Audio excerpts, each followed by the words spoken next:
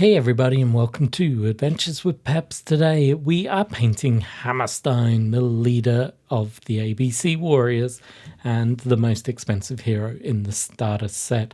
He is a Mk III war droid prototype and is of course an ABC warrior. So to kick things off, we're going to start painting his base, and while I'm doing that we can go over a little bit about him. So Hammerstein is the first production model of the combat droids later designated as the ABC Warriors, created to fight wars in places of the humans. He fought the Volgans alongside his namesakes under human commanders, seeing and experiencing heroism and atrocities in equal measure. Hammerstein became something of a talisman for the ABC Warriors, and his deeds earned him the Iron Cross. Now, because of his sophisticated brain, he wasn't able to actually follow all the direct commands of the humans, and he developed his own moral code.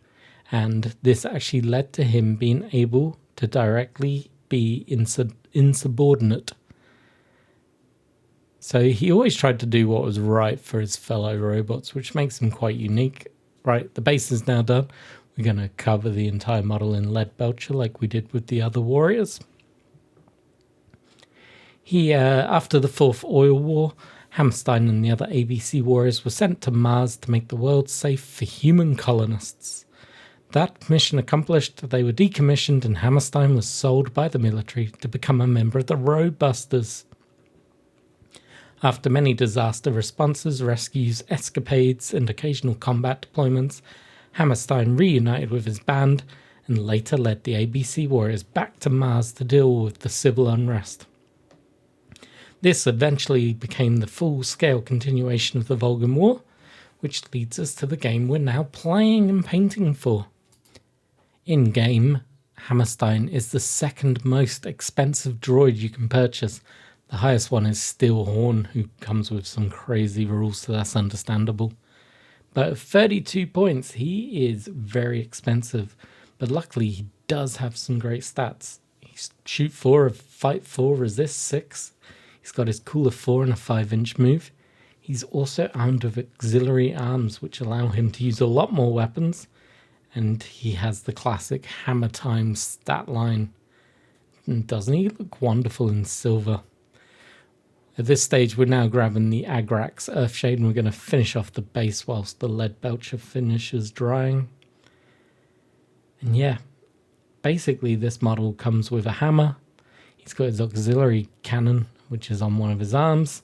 He's got his auxiliary saw attachment, which is a built-in close combat weapon. He's got his wrist guns, and you can, in fact, arm him with the M98 Trooper Combat Rifle if you want to. I don't see the point. I don't think you need to. He's got his wrist-mounted guns, which are probably slightly shorter range, but they seem just as good. So as you will see with this model, while we finish up the base, I'm going to be taking a few extra steps with it when painting this one. That's just so it stands out a little bit more than the common ground troopers. He is of course meant to be their leader. And the other exciting thing is I have a second one of these. So my goal is to use the other head option and actually paint him with his golden brass body armor instead of this silvery blue one that we're going to do today. So expect another Hammerstein video in the very near future.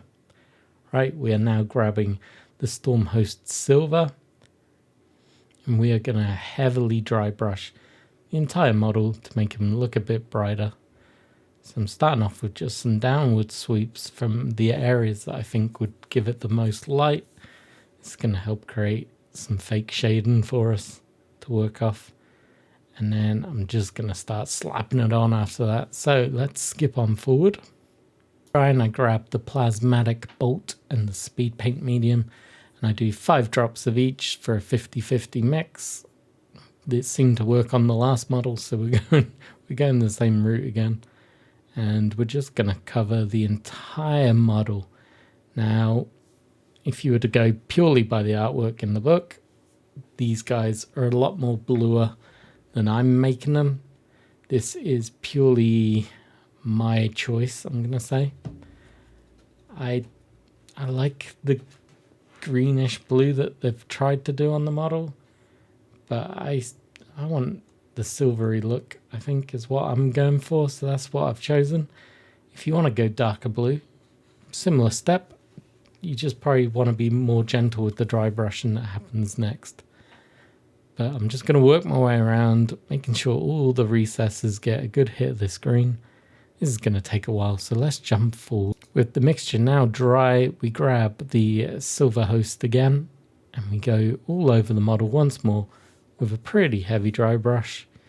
This is going to knock back that green, bring back the silver, but leaving this lovely greenish aqua color in all the recesses. Quite enjoyed this stage. I love dry brushing, I think I really do. It's been a lot of fun doing this. But yeah, I'm knocking it right back. Like I said, you could do a darker blue, make it look more like the Clint artwork, but I think I want more silver to blue ratio. After doing it on the mainline troopers, I prefer it. There was a part of me that thinks I should have gone a darker blue. Maybe I can on future line troopers just to see what it would look like, so you guys can all see what it looks like. But for now, I'm sticking to this. I really like the way it looks on the shelf. It's bright. He stands out. Metallic paints aren't really something I use a lot of. So to do this, I'm learning some new techniques and being a bit braver with how I do my metallics moving forward.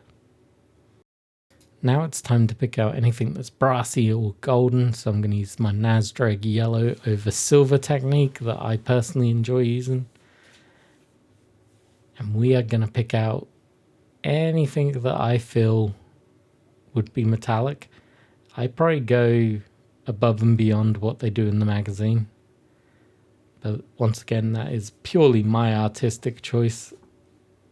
You can either do it or you can't. It's up to you.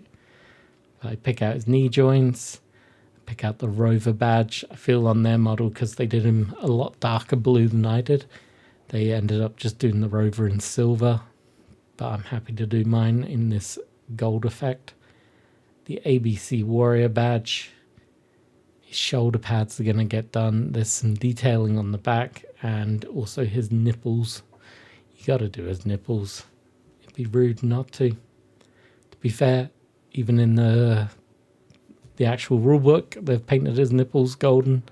So he is golden nipple boy from now on. With the newly painted bronze drying, I grab the Levedon blue. I nearly forgot what it was called there.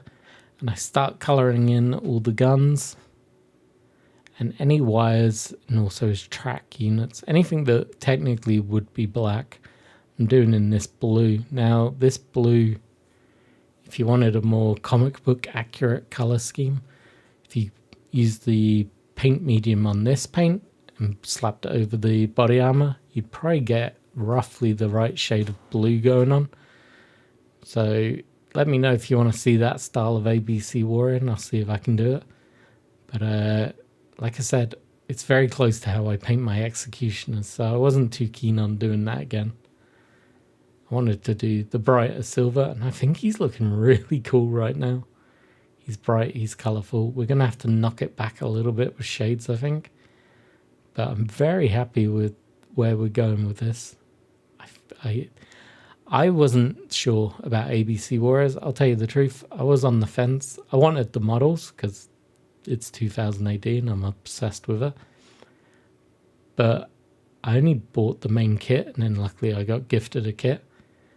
But now that I've seen the figures up close, I want all of them. I need to get all the kits. I'm happy to report that my initial feedback on all the models is that I really like them. So I'm going to have to pick up the other ones.